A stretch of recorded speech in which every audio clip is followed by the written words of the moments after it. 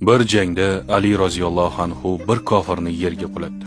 Unga so'nggi zarbani berayotganida kofir kishi to'satdan yuziga tupurdi va Ali roziyallohu anhu ortga chekindi.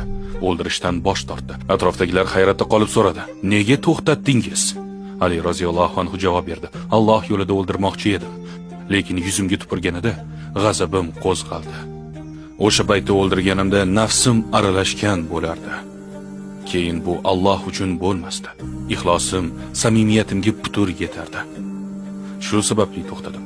Kofir dedi: "Tezroq o'ldirishing uchun tupurgandim. Ammo diningiz shu darajadagi ixlosni o'rgatsa, demak u haqdir.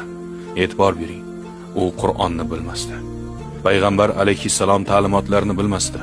Ammo Ali roziyallohu anhuning amali, xulqi uni islomga yetakladi. Ba'zan siz ham yaqinlaringizning namoz o'qishini, gunohlarni tark etib Allohga yaqinlashishini istaysiz. Ha, so'z bilan eslatishingiz mumkin, lekin ba'zan hayotingizning o'zi eng yaxshi chaqiriqdir.